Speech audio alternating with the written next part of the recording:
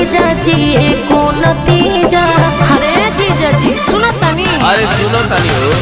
अंदर के चीज हमर जल्दी कोनो भेजा, छोड़ब ना जीजा जी एको नतीजा। बड़ा फोम में बड़ भले रह जाइम रहुआ रुख माज के। हेलो हेलो इन्हें हमरो सुना। रंग डालो बेरानी हम बांझ के। अच्छा आगे आई जब सांझ के होलारी के भांज के। आगे आई जब सांझ के होलारी के भांज के। अरे हटी ना।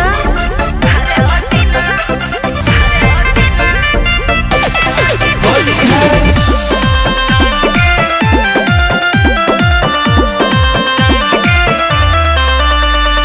ऐसे न जीजा जी डाली रंग खाली।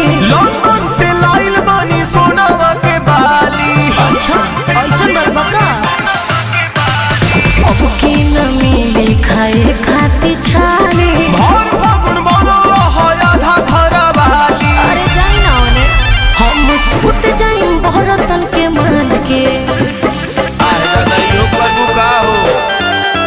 रंग डालो बेरानी हम पांच के। आगे आई जब सांझ के होलारी के भांज के। आगे आई जब सांझ के होलारी के भांज के। काम का करे। अब क्या हो गया है? अरे हटी ना।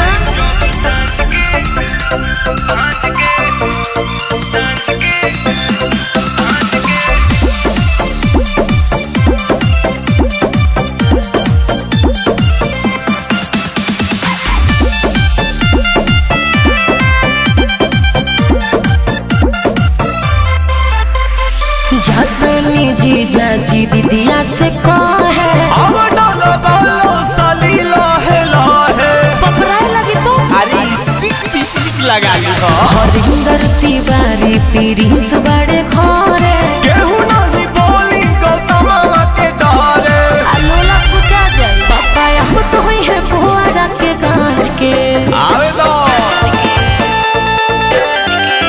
रंग डालो बेरानी हम बांझ के।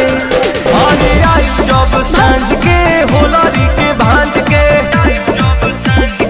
ओहो आगे आई जब सांझ के होलारी के भांज के।